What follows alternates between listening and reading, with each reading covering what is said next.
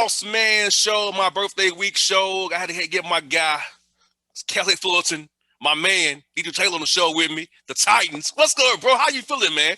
Man, I'm feeling good. Feeling good. Wanted to wish you a happy birthday, a continued happy birthday, obviously. But I feel good, man. It's disappointing end to the season, but the sun's shining today, and we got to find a way to be productive. So that's the charge. The thing about your team, Dedrique, is this, bro. Is like your team is young, Yeah. and with this rule, you can some of them guys 3 or 4 more years, depending on how roster management goes, how guys feeling about playing time, all those different factors. So talk about this, just knowing this year was kind of like, hey, it sucked. We had a lot of pauses. We didn't know what had going on, but hey, we persevered, got through. But guess the thing about it is, at the end of the day, you got these guys locked in for a while that you can build from this.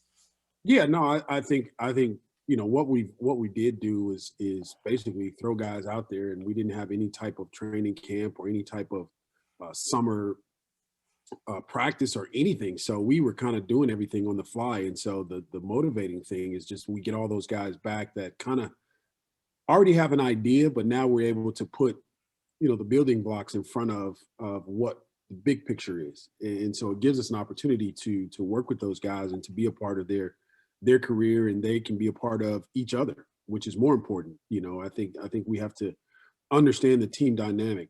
This is a team sport, and the sooner we can embrace it and the sooner we're okay with it, we need each other. I think we can expect good things to happen. But I'm really excited about the opportunity that we have before us. We don't have to go out and get a lot of guys. As you said, we're young. The other thing is just trying to get healthy. Oh, yes. We played the last 5 games without both of our point guards. That's an excuse or whatever, but it's facts. Yeah, it'd be nice to have those guys on the floor. It'll be nice to have them running the show, so to speak, and get us in and out of offense, and just to have your team. I mean, we played basically the whole year without 1 or 2 guys that we were kind of counting on. They were hurt, or one of them was hurt, and the other one was kind of in and out. And so it's just one of those deals, man. We're trying to make the best out of it and trying to do what we can. But I do think that the future is bright for Cal State Fullerton basketball, just simply because we do have everybody back, as you mentioned. And throwing guys into the fire, they had a chance to learn on the fly, trial by fire, because sometimes for certain people, hey, they got to learn it by just being out there. You can only do so much drill work, so much film work. They got to go out there and experience it against another live body and see how it all works together. So I feel like just having that on film to work with them on this season, develop them, is like going to be so for you guys so good down the road for you guys, so you all will be okay next year, because these guys had to deal with some stuff that they didn't plan on, different positions that they ain't used to playing, but they got it on film now. You guys can use it to say, hey, there's teachable moments here to get better down the road. Definitely. I think the film is the best teacher. Other than it's a part of the experience, but I think other than them doing it and going against live bodies, as you mentioned, but live bodies that want to beat them, that's also a different dynamic. But we'll use the film. And I was on Instagram last night and saw one of our players working out or doing some stuff, and I made a comment, if you cared as much about defense as you do about your offense, you might have a chance to be a player, and so that's something that we definitely have to shore up, and we've got to be better at it, not because we have to, but because we can. This is a group that I think can be good defensively. Offensively is not the question. We can score with our eyes closed. I mean, shucks, every game that we played was in the 80s. And I think this is the first year that we have not been as good as I thought we could be from a defensive standpoint. And that's an area that we've got to get better. And again, to me, it's not about talent. It's the desire and the will and the want to actually lock down and do what we're supposed to from a concept standpoint. So again, I'm anxious to see what this group can put together. And, it's one of those gifts and a curse. If we get it right, we can be good, but we can also get it wrong. When you're dealing with people, they can come in with all these different types of attitudes and different agendas. And so that's an area that we need to be better in and make sure that we're all on the same page so that we can work towards, finding a level of success. And trust me, on the NBA level, as you know, I deal with that all the time, the lack of defense. I know what that is firsthand. I don't even know if they know what defense is at that level, especially with guys. So I see that every day. I what that is every day. So yeah, man, and like you say, it's a want to thing. Like defense is want to, but defense is something that travels, whether you home or away, it travels. Because some nights it's make or miss people. No doubt. Sometimes you're gonna miss that night, but if you're defending like crazy, giving energy and effort, you can still win games. Yeah, That's no, all I that mean, matters. And I feel you, like if young men get that in their head, say, hey, if we defend, even when they go in the hole, we can get out of transition, get easy layups, and still score and win the game that way. We can't make it by bombing away, hitting threes, or in our regular offense. yeah, no, I think you spoke it like a guy that's seen it happen a lot, and the hard part is just trying to get guys to buy into the fact that defense does travel. It's the other way around for these guys and for this younger generation. They feel like, hey, I can hit a three here or hit a three here, and that'll get us back on track. No, it's actually not, because if you miss those two threes that you just took, 9 times out of 10, the other team is going down and they're going to score. And so those are things that this group, my group particularly, has to understand, that defense does travel, no matter where you are, no matter what you play. And then I said this to our group, we played at the MGM or the Mandalay Bay Sports Events Center or whatever. I said, the funny thing is I took a tape measure out, and the court is the same width, it's the same length, and the rims are the same height as where we play on a regular basis. So don't do anything different.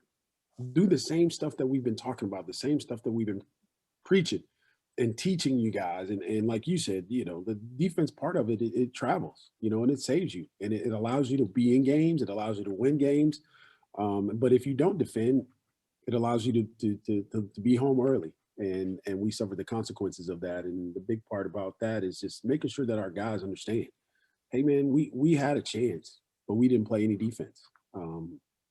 And hopefully we can get better for that, and we can buy into that Oh that yeah. aspect. The buy-in part. You can do it.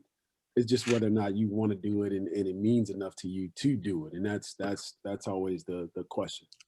I'll give you an example of myself, Dedrique. I was great as a wide receiver at football. Basketball was my second sport. And to Mm, play, I wasn't gifted as I was a football, but I had to defend like crazy, yeah, make corner threes, make jump shots, and hustle like hell to be on the court. no doubt. And I did that because I knew I wasn't as talented off the dribble as I wanted to be. Because I sometimes catching footballs than I did basketball. But I could shoot like crazy. I could defend and give effort and energy. So that's why I played in high school, knowing that it was my second sport. But I Yeah, still played because I could shoot and yeah, defend like crazy and gave effort because I knew that's when I could be on the court. So no doubt. I wasn't gifted just to be out there and just be out. Yeah, JR can score like crazy, but he can't. But so I wasn't that guy. I was you wanted to run me off the line. That was my game. I'm a set shooter. If I got to pull up and do a dribble, I may make it. If I'm wide open, if I got some pressure, I might leave it short. So that was my game to tell you. But I Yeah, knew that if I had wanted to play, if I was defending like crazy, making open shots, I've been in the court. So I feel like no young doubt. guys can understand it, knowing your role, knowing your limitations, and knowing what you can do and do that well, you've been on the court and help your team win. Yeah, That's no, all. you can come and give our pregame speech. You can give our postgame speech. You can give any speech. The key word is that you knew, in order for you to play, that's what you had to do. You knew that. If you wanted to play, that's what you had to do. And I think these guys in particular, I'm talking about our guys, and is that they don't buy into that. They would rather make up an excuse and say, oh, well, coach this and coach that. And you can blame me. I don't, like we said before, I don't care. Blame me. At some point, you're gonna have to look that man in the mirror yourself and realize, you know what? I didn't do my part. In hell, you might not. And that's cool with me too. But understand, I'm going to give you all of the answers to the test to have success. Whether you buy into those things, that's up to you. I'm not going to argue with guys anymore. I'm not going to try to convince you anymore. I don't need to. I don't have to. It's already proven that if you do these things, you can have success. As you mentioned, I knew you knew as a player, if you wanted to be on the court, you had to defend, you had to play with energy, you had to play with effort, and offensively, if you make corner threes and jump shots, you are a problem. But it starts with the buy-in of knowing, one, who you are, and number two, buying into that person, and then number three, being that person consistently every single day, being that person. And that's something that I think guys don't understand. One of our assistant coaches, Brandon Dunson, he said this when he first got here. He said, you know, rookies in the NBA or rookies that play professionally, they try to show you every move they have, and they want to do all these different things, and they think they can beat you. Versus a veteran, they know, hey, I can do this one thing, and I'm going to beat you with it time and time and time and time again. And that's the difference between rookies and veterans, in my opinion. Veterans, they get those contracts and they get those big contracts. Rookies, hopefully they can figure it out, but they don't start out that way. They start out trying to, in one possession, they want to show you a step back cross and a snatch and this and that. And I'm like, man, don't nobody paying for that, dude. Exactly.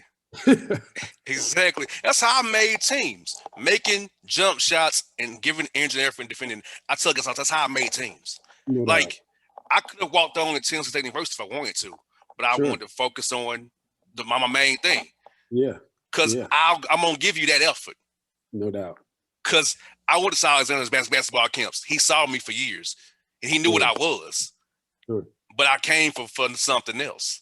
No doubt. And so I tell players all the time, look, if you just find your niche, find your role, and be the master at your role, and then Yep. also try to expand your game. Then for me, I didn't do that because I was focused on playing baseball and Sure. football. And I knew I was really good at football. I just go play D1 or FCS in football. My grades were terrible. I'll admit that. I had a 1.34 GPA, D. ACT is a 15, so I screwed myself for some opportunities. Yeah, gotta love it. But I can admit it and know it. So as long as you're honest with yourself, young men, I listen to the show. If you're honest with yourself and hold yourself accountable, you'll be okay. Because I knew what I was and what I wasn't. Because my father, which is Big J, was not gonna let me do anything but be real with myself. You know what I'm saying?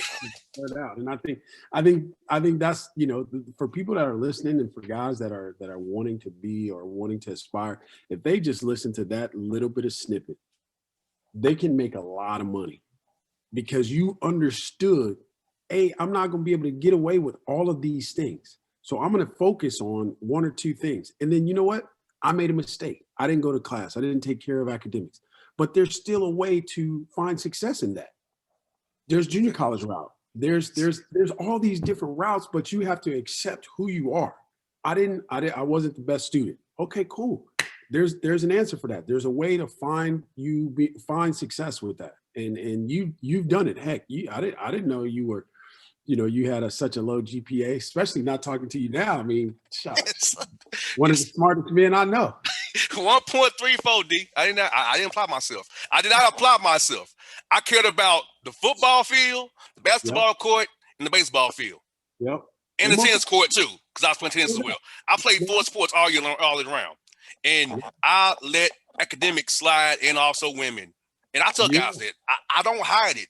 I'm not a guy gonna tell you nothing. I've been in your shoes, young man. And I've grown from it to where I am today. I know where I used to be and where I came from and what I had to do. But one thing I'm always gonna be real about it. I'm not gonna BS you about where I came from. I won't even understand that, hey, if JR can do it, who grew up marginalized, who didn't try, and look where I am today. I can tell D off the air. I've had my show since January 2012. And it's March 2021. Look how I've grown this thing to where it is today. Yep. It wasn't done by osmosis. It was done by being accountable, hard work, being smart, and taking risk when I had to take risk. No doubt. No doubt. And I don't think people highlight what you've done or highlight the risk or highlight how calculated you are. Being where you were and being where you are now, there's a lot of stuff that happened, a lot of growth, but people don't understand that. They only see the here and now, where you are now, and that's who they want to be. They don't want any part of the sleepless nights or the game planning. Hey, I got to be up. I haven't slept in 2 days, and I still got to be up. Working the graveyard show, 2 to 6 a.m. No, I listen to your. I'm just out there 2 to 6 a.m. No, listen to our show 2 to 6 in the morning. Come on, I got truckers listening to my show. Yeah, doing 4 hours, 2 a.m. 6 in the morning. Yep. People don't understand that. They don't want to buy into that because there's growth in that. In my opinion, there's a lot of growth, personal growth for you and teaching you and showing you how to do this and how to do that. And it's important that you grasp those concepts because Now, I mean, you can write your own ticket. You literally can write your own ticket now because of the things that you learned and the things that you've been through, and understanding those things, and then buying into those things. And yeah, being okay with making mistakes, being okay with learning from those mistakes, and then being better for having made those mistakes. And that's what people, in my opinion, that's what I would love for people to understand and to have an appreciation for. Is there's nothing perfect about life. Nothing. Nothing perfect about life. And so let's take this thing that we think is perfect, that is imperfect, and let's try to get as close as we can to perfection. We're never going to get it, but at least we can get as close as we can to it. And then after that, man, do what you do, celebrate Exactly. whatever. Exactly. Like you said, D, for all the young men out here listening, I just want to tell you, Dedrique is a college coach who's very, very bright, great mind, and he nurtures kids, makes them better. This guy's had 26 pro clients program. And our friendship, I get to bring him to you all and give you free game. Yeah, Because this is part of me giving back to the community. Because I absolutely. had Big J, but I didn't have many people beyond Big J. No I doubt. had Frankie Allen, Cy Alexander. I Yeah, had Paul Hewitt around, right? yeah, But I didn't. I'm bringing you guys people who can help you if you do the right things, and going to give mhm, you free game on this show because they trust in me and in this platform here, what I've grown here since 2012 in January. yeah, yeah, January 8th, D, yeah. 2012, my first show ever. That's crazy. That is crazy. I hope people understand, your listeners will understand what you've been through. And I want to highlight and focus, on the grind. Everybody says the grind and that we're putting in work. And the grind is not Instagram famous. The grind and the work is not putting it on Instagram just because you made a shot or just because you made a right decision. The grind is, again, I go back to those sleepless nights, Mm-hmm. those opportunities where you are not sure if you are going to make it, but you make a decision, and that decision becomes, yes, I made it thus far. Now I have to go from here to there. And there's decisions with that, some good, some bad. But again, I want to highlight, just, the grind to me means something completely, totally different. Just see it on Instagram or social media all the time. Just because it's not on social media doesn't, it means that it doesn't happen or it didn't happen. That's not true. That's not true. There are a lot of people out there that make it happen, minus social media. There are people on social media that are willing to tell you what it was about or how it happened or do what we're doing, sitting talking, but unless you roll up your sleeves and tighten up your boots, man, it's going, you're going to live a different lifestyle. Somebody else is going to tell you how to get up, or when you have to get up, or when you Most have to definitely. be. And people don't, and I shouldn't say people, I didn't understand the significance and the importance and value of your own time. I was having this conversation with a longtime head coach and friend of mine, and the difference between being a head coach and being an assistant. You can say what all you want to say, all these things, but one of the areas is that you get your own time. Yes. Your own time. If you want to lay in the bed and not do nothing until 9:45 and then get on a Zoom, you can do that You sure as a can. head coach. But as an assistant, I don't know if you can do that. You got to do other stuff to prepare, and it's Yes. a whole different scope. And you know what, D? Uh, this show's consistent, as you know. Like nobody books me college basketball coaches than I do every week. I don't care if it's Jeff Goodman, Rothstein, whoever. I talk to my college coaches in basketball, and nobody does it more than me. I've looked at it. I don't care who it is. They can't Yeah, compete with me. I have top coaches from Power Fives, low majors, mid majors, every week on my show yeah, because I decided I don't make my niche that way because I'm already in the NBA. I ain't gotta chase the NBA if I want. That's too easy. Let me do something and give back to people who don't get the plug they need, who don't get the good media they need. Because you and I both know only something bad happens or you win that they come talk to you, no doubt. not because they want no, to. You know, no doubt. That is 1,000% true. and it's on Facebook One for you every thousand day. percent true. It's on Facebook for you every day. Instagram, Yep. I'll show you the work. And see, young men listening out here, you got Put in, show good work. Don't be about the glitz and glam. Folks know me because what? JR covers these teams the right way. He doesn't give you Yeah. gotcha questions. It's Yeah. about your program, the people, and you, and life in general. And so, D, as you know, you've been on the show, I don't know, 8, 9 times probably since we've been talking to each other, right? You know how I operate, bro. Like, No doubt. and if guys don't want to come on the show, which some of them don't, that's their loss. I'm here in Atlanta, not marking the country, and I'm gonna Yeah. make you look good. I'm not Sure. gonna give you anything to make you look bad. You see, so Yeah. I laugh people tell me no. It's funny to me. It's amazing. Actually, I was about to ask you, like, people actually tell you no. They say, no, I'm not going to come on your show. Yes. What's wrong with them? Some of them Power 5, some of them have gotten bigger jobs in mid-majors and say no to me now. Oh, yeah. That is, to me, that's the epitome of stupid. Oh, yeah. I hate to say it, but I hate to say it, but it needs to be said. That's the epitome of stupid. Like, why wouldn't you get on this type of show to highlight or to talk about whatever? It doesn't matter what you guys are talking about. I see it all the time in terms of, the information that you put out. And I'm like thinking to myself, dang, how did JR get him on the show? Dang, JR got him on the show. And because you have them on the show, it makes me tune in because I want to hear what those guys have to say. Yes. But people that don't want to do what we're doing right now, to me, I would shy away from them. I'd erase them up. I would erase them out of my phone. D, let me tell you something. I give these people a window, as I give you, from 11 to 5 Eastern time, Monday through Friday. You mean to tell me that insert coach can't find 20 minutes within 25 hours a week to join me? Or, okay, even if it's outside of the windows, how about I'm open to doing early in the morning or later at night? Yeah. So to me, it's just either the SID trying to have a power play or the coach is a dumbass.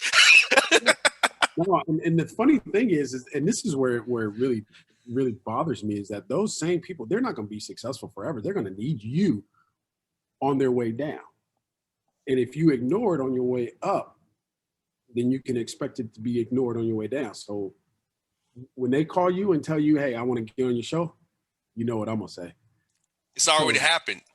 Yeah, tell them to line them rocks up. It's already happened. it's already happened.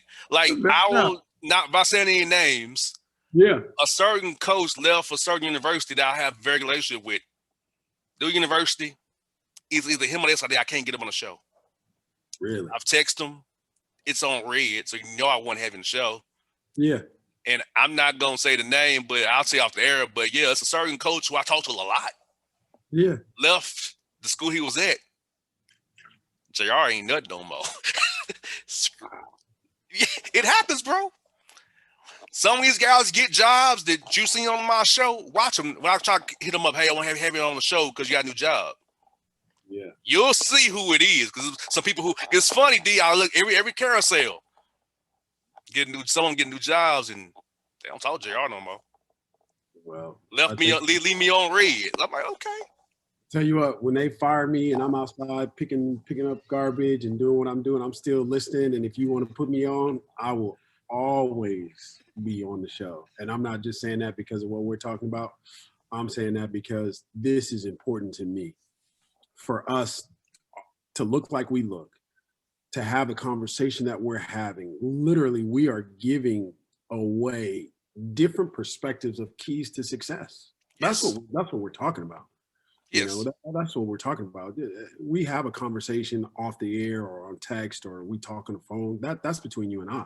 But when we get in this space, the information that is shared is a way, not the way, a way to have success. It's just my perspective. It's your perspective. But you have umpteen people on your show, and people are, that to me, that says you don't want to be successful. You don't want what's out there. And it's free. All you got to do is click on it. Yeah. It's not money, I don't charge for content. Yeah. Because guess what? I'm blessed already. I don't need people's money. Yeah. My job is to give back through the gift of radio and content. Yeah. And provide people with knowledge like Cliff Albright, Black Voters Matter, or the Centrals from Georgia. I'm trying to get them on the show. or a congresswoman. I got to take that interview next week. So I'm trying to step up my game here and give back even more to our community because of guys like Lloyd Pierce, who I love dearly. Yeah, no He doubt. inspired me to get more in politics. He really did. No doubt. Because seeing him out there, okay, Jerry, I can do the same thing too. Because unlike Coach Pierce, I have a platform where I'm not shackled by a certain hat or a team. Yeah. You know, the funny thing about that is that, you know, we all have a platform. We all, some of us are bigger, some of us are smaller, but we all have a platform to have these kinds of conversations. And I've never heard you say, hey, you need to do this politically, or you have to do this. Like, in my opinion, you are trying to expose the information and give the information and let people choose whatever they will. And that's fine, but do something. Don't just sit back and criticize, and don't just sit back and like do something. Get in the fight, one way or the other, one side or the other. Like, and I want to say this also, like George Raveling, I've known him for some time. And Coach Raveling has, you know, he's a mentor and you know, he's a friend of mine. And literally, I'm still like, I just got off the phone with him probably 2-3 days. I am blown away, Coach. Like that he called me. I didn't call him. He called me. And like, here it is, this guy with all of this information. And never does he say, hey, D, you need to do this, or hey, D, you should do this. All he's doing is just giving me information for me to make up a decision. And I noticed that over the course of our relationship, like Coach Raveling, you know what? He's never said that I should do this. And he's sitting like 3 or 4 seats well above where I would love to go from a success standpoint. So yeah, he could say, hey, you need to do this and this. He never says that. And we're talking about Coach George Raveling, like one of the, like, he's so big time. He has Martin Luther King's original "I Have a Dream" speech. You realize that, like the document, like of Martin Luther King writing. Wow. Coach Raveling has it, and not that that's a big deal, but that is a ginormous deal. Oh, it's a big deal. That's a ginormous deal.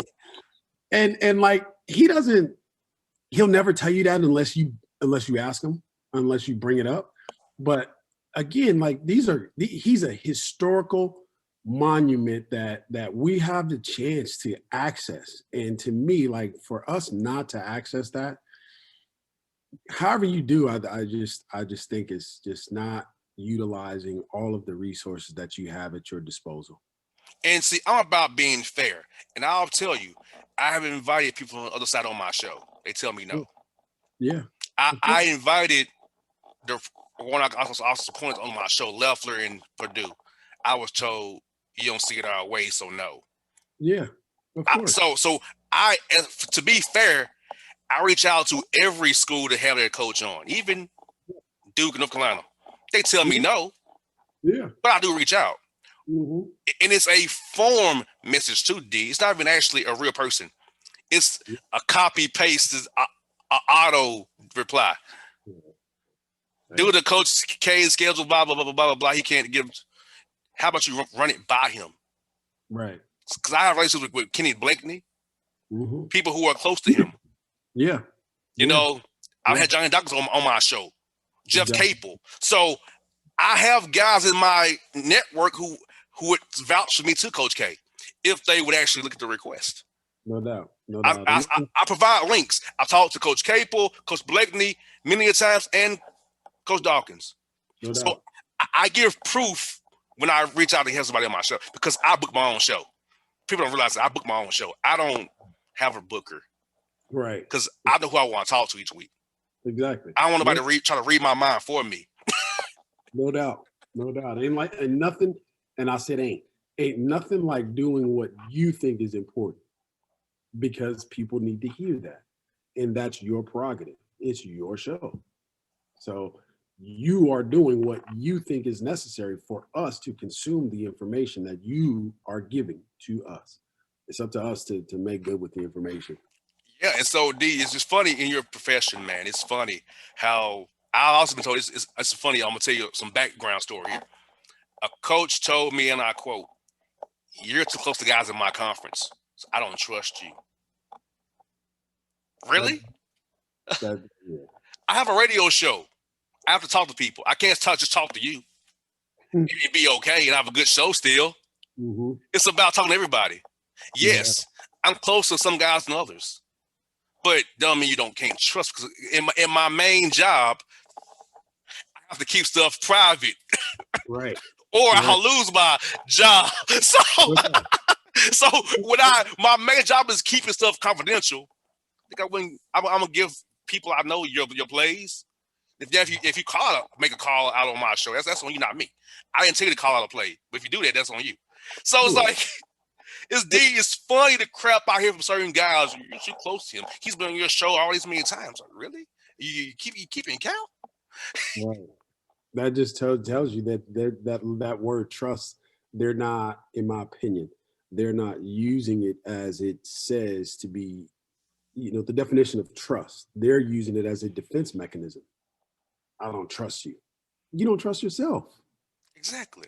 If you call out a play on a show, it's not like I can't, as a coach, if I hear it, I can go to Synergy and see what you're running. Like there's like, shut up, shut up, Yes. shut up. It's funny. Like it's like, are you serious? I can example with you.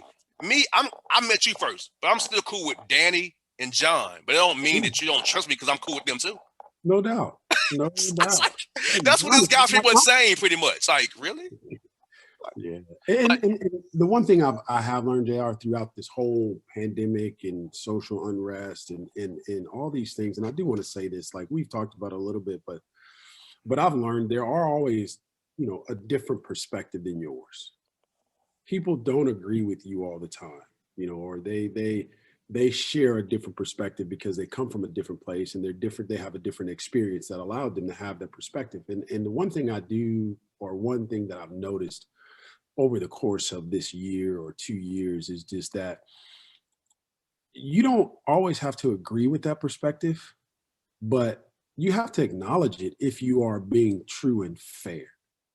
And there's a relationship that I want to refer to that I have, and it's continuing to grow, and it's rooted, like we are two totally opposite people. He's white, I'm black. I'm Democrat, he's Republican. Like our political beliefs are completely totally different. Like if you saw him and you saw me there, you'd be like, they have nothing in common.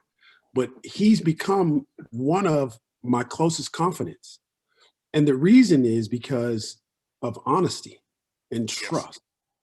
And he can tell me, hey, D, I don't believe that. I don't think that. And it makes me think, wow, maybe he doesn't understand, or if he does understand, it's totally fine. It's rooted, our relationship is rooted in a level of honesty where we can agree to disagree and be okay with it.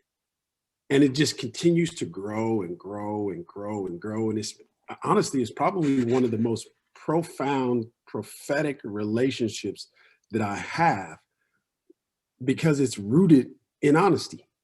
Like when we get off the phone, and if you hear us talk, you think we've been friends for a long time, because we laugh and joke, and then all of a sudden you'll hear, we'll be serious for a moment, and we'll talk about X, Y, and Z, and then all of a sudden we'll agree to disagree, or agree on the matter, and move on. But we're still friends because he knows that I'm going to be honest. I know that he's going to be honest. He's going to tell me what he thinks. He's not going to sugarcoat it. He's not going to tell me anything that he wouldn't normally say, because he doesn't, that he doesn't feel. And he's not worried that, well, D's going to think this and these. No, I appreciate that opinion and that perspective. I don't agree with it, but I appreciate the fact that you trust me enough to tell me and share and help me see the whole picture, because you and I might agree. There are other people out there that don't agree. Mm-hmm. And so they're and all I'm saying is we have an opportunity to agree to disagree, but at the end of the day, we still have to be productive. And Yes. that in my mind is like that's where a lot of people don't, they miss out on the opportunity. We're not productive, and it's never me and him or you and I. It's not about us. It's for the people that can't necessarily speak. They don't get the same opportunities that you and I have, and so it's, to me, it's bigger. It's much bigger than that. It's funny. I spend all the time. I can talk to you anytime I want to. Talk to Jason Hooten, Pat Kelsey. I can talk Yeah. to, Lauren Kruger. I can talk to all these different guys, Matt Driscoll. Like, all you Yeah. guys are all different, but we all have a friendship with each other. Mm-hmm. You know, Paul Mills and I, we love Houston together. You know what I'm saying? So like, it's funny that hey, Dustin Kearns, laid back dude, he's a Santa Clara guy, so he's cool with LP. Like we had that in common. So all the different coaches I talk to, we have commonality. We become Yeah. friends. Like it's like Greg Herenda. Who would think I'll be friends with Greg Herenda? Yeah. But we both are excitable guys. We got energy. We love each other. You know what I'm saying? So like, Yeah. my show allowed me to meet people like you, build relationships with people like yourself and other people in the college basketball because of just this platform and me being a real guy and being straight up with you guys. I'm not No trying doubt. to hurt anybody. I'm only trying to help. No doubt. And that's what I love, that we can talk like friends. Like I can talk to, like I said, just about the Jaguars. You know what I'm saying? Donnie Tyndall even. People don't like him that much anymore, but still, he's a good friend of mine. I can Yeah. talk to him about whatever, So it's like, it's just Darren Horn even, Mike Davis, Andy too. Like I can name guys that Todd Lee, South Dakota. You would think, Gerard, they're cool? Yes. We're great. No big. It's like it's all love and just having a good time on the air. Kyle Keller, even another guy, Joe Yeah. Golden in championship, Austin Clunch, all these guys I talk to, we're Yeah. all good. Yeah. We all come to different backgrounds, but guess what? On this show, off the air, on air, we're like one, man. It's all a big family. No doubt. No doubt. No, and I think that's to be applauded, because people do trust you. And then when I say people, like all the people that you've named, you are bonded. They recognize that, but they trust you. They trust the information that they give you, or they trust that you're going to take care of the relationship between them, and you're going to protect that relationship. And people they need to feel comfortable with that and be okay with that. And then they also need to recognize when you can't trust a person because they're not going to protect the relationship. And then you need to act accordingly. So I don't know, man. It's crazy. And you know what, D? I want to tell you, hey, 100 win this year, brother. Congrats on that, man, because a Appreciate it. black coach with 100 wins is amazing. Yeah. Some of Yeah. us don't make it that far to get 100 wins. Yeah. No, and I appreciate the fact that, and I say this, I've said this since it happened. I say, the 100 wins, what does that really mean? And I think time has passed to where I have a different level of appreciation in the same area that you just talked about. Like some people don't ever get to see that. Some people don't experience that. And so the way that I experience it is probably a little bit different and maybe unique. And I want to say some things that we've already said, but I take pleasure in the fact that we have a 92% graduation rate. I take pleasure in the fact that within those 100 wins, we have gone to the NCAA tournament. I take pleasure in the fact that we have 26 pros. I take pleasure in the fact that Danny Sprinkle is playing tonight, for an NCAA tournament bid, and he was a part of our program. John Smith, who beat my ass last week, Tuesday, to eliminate us from the Big West tournament. I as hurtful as that is, that's the competitor in me. But I also take pleasure in the fact that we worked together. We were a part of that. And so that's what 100 wins to me means. It means the fact that we have a group of graduate managers and their relationship with each other. Like they don't know each other. They didn't know each other from Tom. Like they had no idea who each other was. But now it's like they have a bond. And that bond is, some of the things that we've been through, some of the things that we've done. And it's like now to where, like, even as a head coach, like I know when those guys are not in practice. When they're not in practice, for me, I get nervous. I'm like, where's Colin? Where's Alex? And they're like, Coach, don't worry about it. No, I worry about it because that's what 100. I can't do what it is that we do together without those guys. I need them. Yes. So make sure they're here. Like, go get them. What are they doing? Yes. It just again like we could be in the middle of practice and Colin or whomever could be. They're doing a food run. I'll notice that and I'll ask, hey, where are those guys? Where's Rob? Well, what are they doing? We're practicing. What? And it's just part of to help our program run. They're doing their job. But that to me is way more important than the public barometer of 100 wins. The public uses that to determine your success. And I don't. It's cool. It's nice. But those guys and their relationship and their growth and their development is way more important to me than this public 100 wins. But it's cool, because I sit now and we're coming up on our version of Black Monday, so to speak. Different guys will start to lose their opportunities and so on and so forth. And so it takes a little bit of a different form for me, because those guys won't be able to pursue what it is, those 100 wins or whatever Most definitely. and so yeah, it'll take a different form, and we'll celebrate it maybe differently.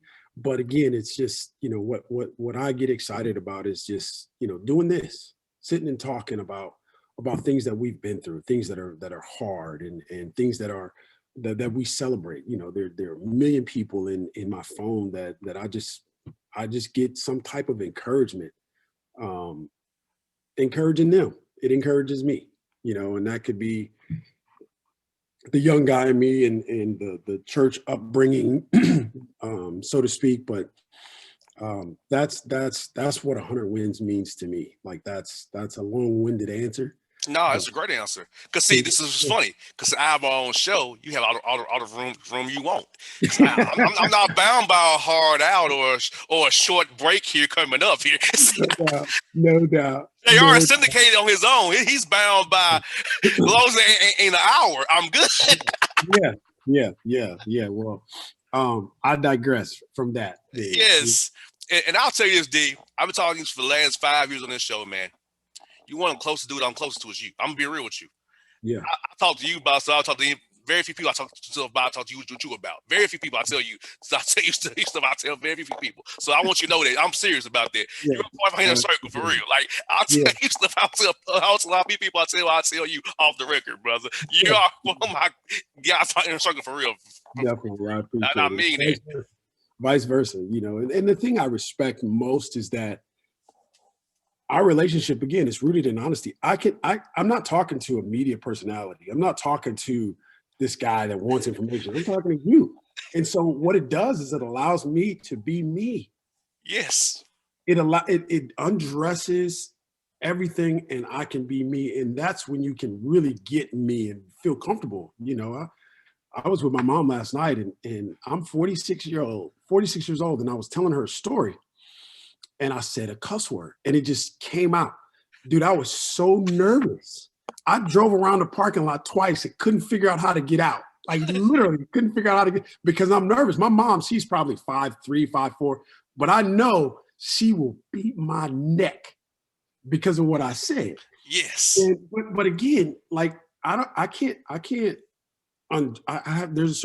to be a certain way with my mom. I can't do that with her as I can with you. Yes. It's totally different. And I recognize that, and I'm super, super appreciative, but I thought I was about to lose my life last night. I said some words, man.